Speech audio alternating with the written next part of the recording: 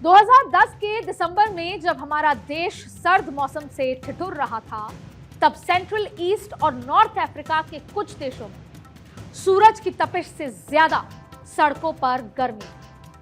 Tunisia की फिजाओं में बगावती बोल थे। जीन अल आबिदीनी बिन अली के खिलाफ वहां के रेहड़ी पटरी वालों ने मोर्चा खोल दिया था। मनमाने तरीके से सब्जियां जब्त करने के विरोध में रेहड़ी पटरी वाले खुद को आग लगा रहे हैं। ये जैस्मीन क्रांति की शुरुआत थी।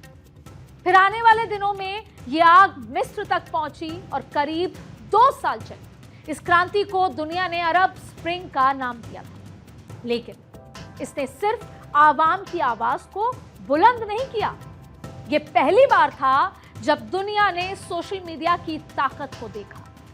ये पहली बार कोई क्रांति सोशल मीडिया से होती हुई सड़क तक पहुंची और इतनी बड़ी हो गई कि पहले ट्यूनीशिया और फिर मिस्र की सरकार बदल गई।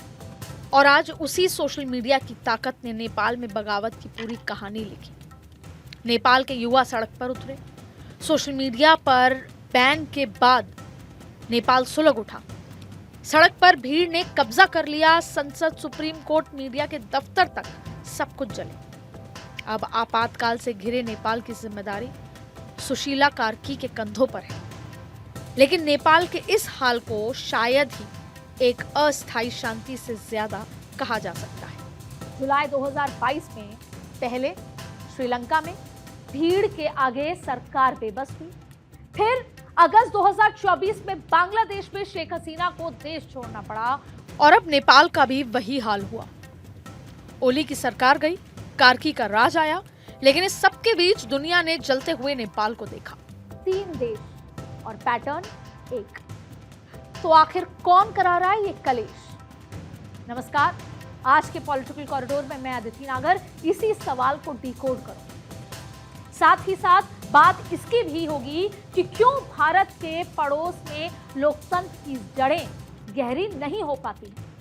अब बात क्योंकि भारत के पड़ोस की हो रही है, तो इस किस्से को समझने के लिए दुनिया के नक्शे पर एक नजर डालते हैं। भारत और उसके आसपास के इन देशों को देखिए और जरा पैटर्न को समझिए। सबसे पहले बात पाकिस्तान की, जहां लोकतंत्र की नाव 1947 की बाद से ही हिचकोले खाती रही है और आज तक ऐसी स्थिति है। ताजा बेदखली इमरान खान की हुई, जिनके नजदीक वो चीन के नजदीक माने जाते थे। फिर श्रीलंका का भी कुछ ऐसा ही हाल हुआ और जुलाई 2022 में भ्रष्टाचार और महंगाई के खिलाफ लाखों लोग सड़क पर उतरे। सरकार को गिरा दिया गया और अनुरा कुमारा दिसानायके नए राष्ट्रपति बन गए।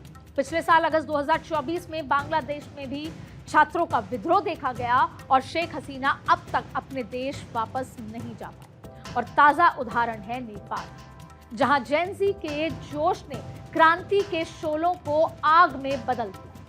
ओली की कुर्सी गिर गई, कार्की को कमान मिल गई, लेकिन नेपाल का हाल आज भी बेहाल है।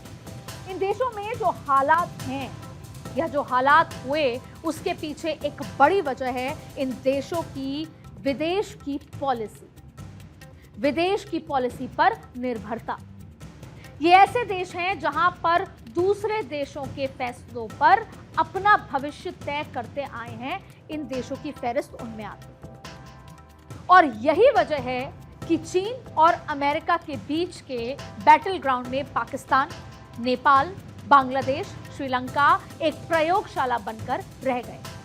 लेकिन नेपाल के हालात को देखते हुए एक ऐसा पैटर्न नजर आएगा जिसको अनदेखा नहीं किया जा सकता। इन 4 तस्वीरों में एक चीज कॉमन है और वो है चीन के राष्ट्रपति शी जिनपिंग। बांग्लादेश जो चीन से करीबी बढ़ा रहा था, वहां की सरकार गिर गई।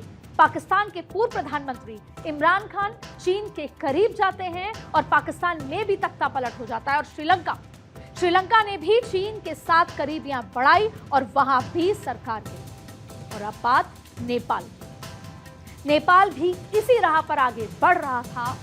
ओली को बेदखली मिली और कार्की को नेपाल की कमान। तो क्या ये सिर्फ एक इत्तेफाक है कि जो भी देश चीन के नजदीक जाता है वो नुकसान उठाता है, तख्ता पलट हो जाता है, देश से बाहर जाना पड़ता है? या फिर इसके पीछे वो डीप स्टेट वाली थ्योरी काम करती है जो ये बताती है कि चीन की ताकत को कंट्रोल करने के लिए अमेरिका के इन्वॉल्वमेंट को अनदेखा नहीं किया जा सकता।